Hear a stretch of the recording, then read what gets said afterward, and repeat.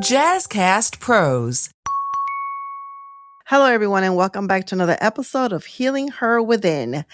If you listened to last week's episode, you met our very first contributor to the upcoming anthology, In the Pursuit of Fearless Living, From Wounds to Wisdom. And if you have not, please pause and go back and listen to last week's episode.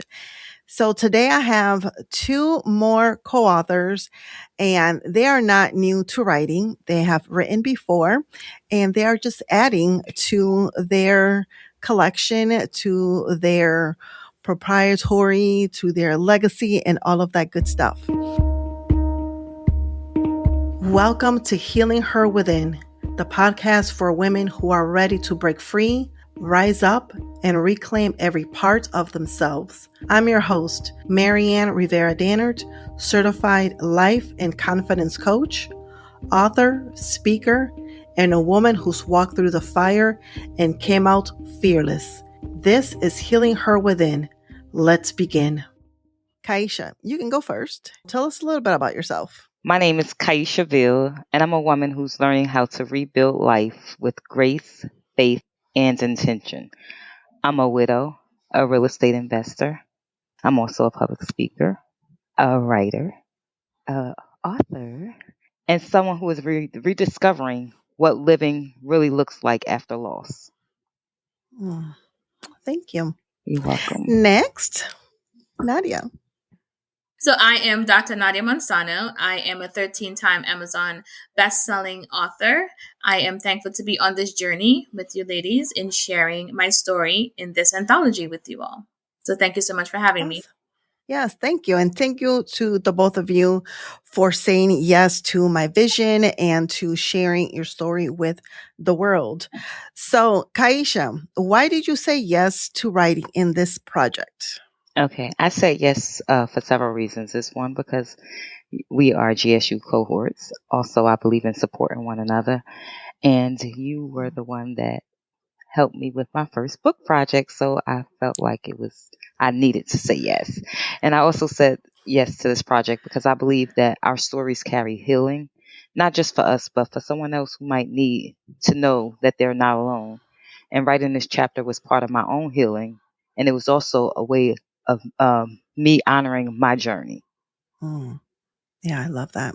And thank you so much. And thank you so much for being a repeat client. Those are the best. And Nadia, why did you say yes to sharing your story? Because you asked me to, right? No. But I always wanted to share a part of my journey, a part of my story where, we talked about having to go through some type of hurt before you get to the purpose, and then you understand why you had to go through that journey. So my story is really teaching or helping women understand that yes, you may be in a time of being hurt or something is going on with you personally, but I wanted to show that there's good things that can happen on the other side of hurt. As long as you keep faith over fear next to you, you would definitely get through it. And reading your story, because I have known you for a while now, when I was reading your story, and that's the beautiful thing about being a visionary author, of bringing people together that you think you know someone, and then when they share a little bit, of their not new story, but a little bit more of their story, and they go into more details, you're like, wait, what? I had no idea. So that has been, a journey for me, just getting to know individuals on a more deeper level. So it's been really beautiful. So, Khiesha, what do you hope the reader will gain by reading your chapter, without saying too much about the chapter, because we want people to read it and purchase the book? But what do you hope that the woman, particularly that picks up the book and reads your chapter specifically, what do you hope she will get out of it? My hope is that someone reading my chapter will feel seen and encouraged. I hope they walk away knowing that grief doesn't have to be the end of your story, and that you really can survive heartbreak and still learn to live again. Yeah, that's beautiful. That's beautiful. Yeah, because sometimes, especially, as women, when we go through heartaches and things like that, difficult moments, we can stay stuck and we can stay down if we allow that. So thank you for your courage and for your determination and resiliency to not just get up and keep going and pressing forward, but going through the healing journey and then now opening it up, to others to learn and to read and things like that. So thank you so much for that.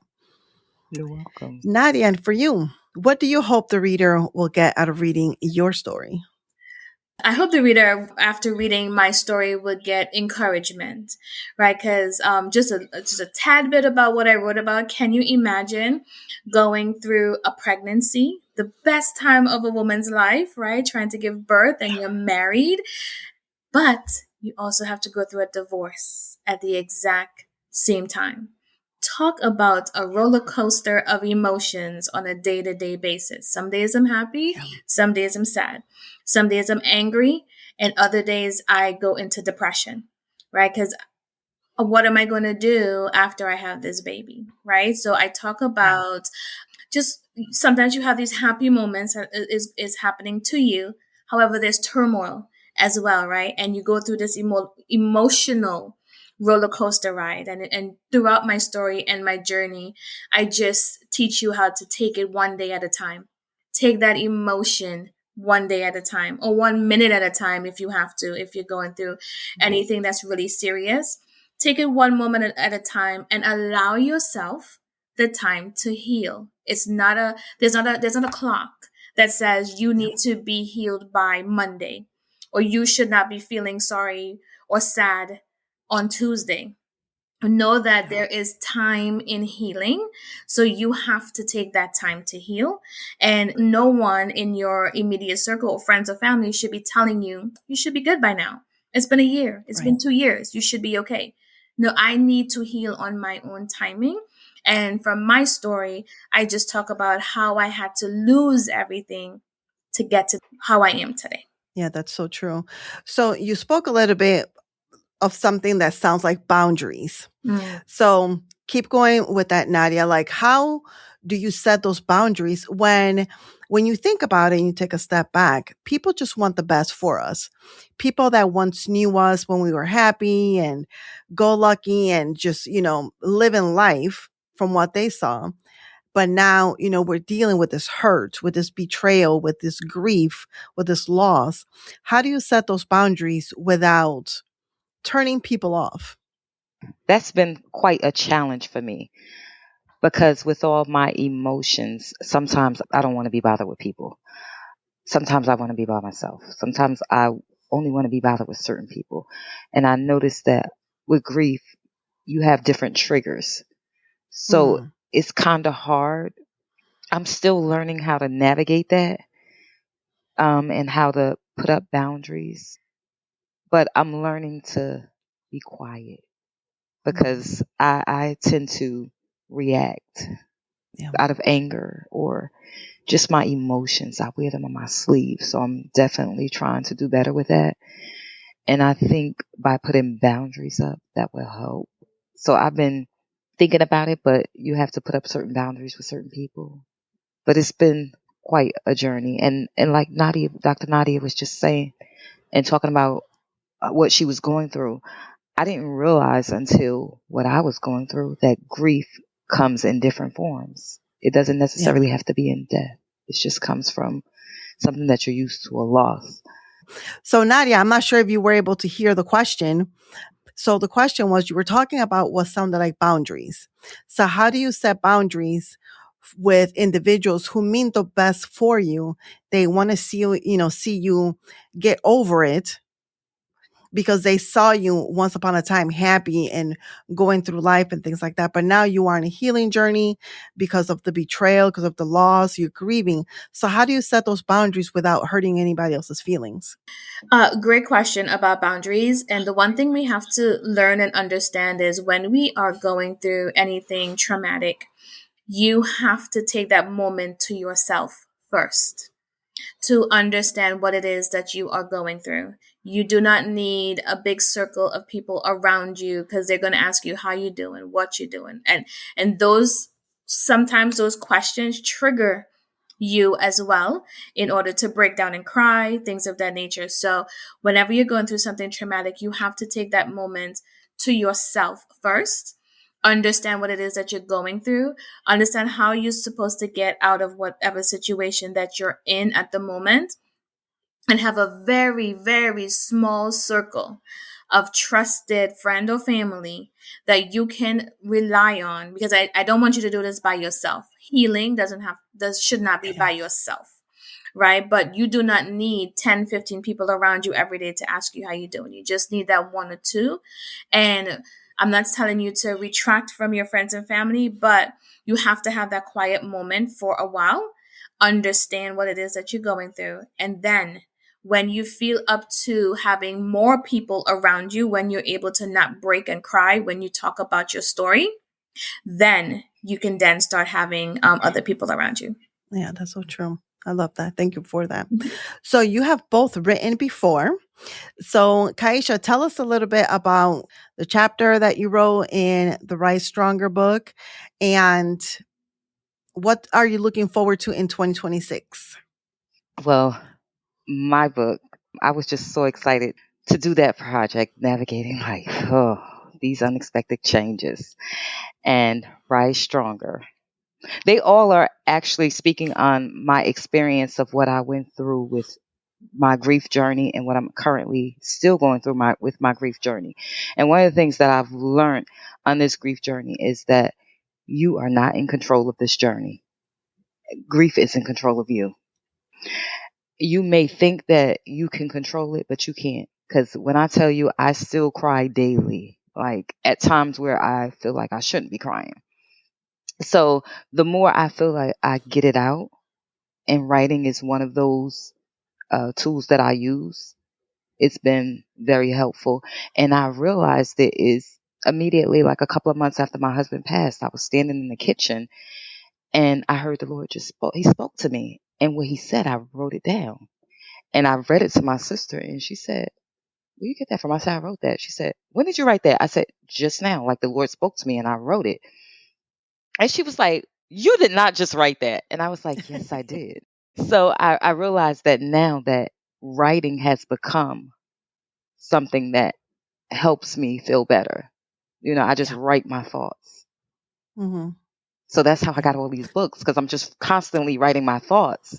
So when you asked me with the project, it wasn't really hard for me to go pull because I had already started writing stuff. Love that.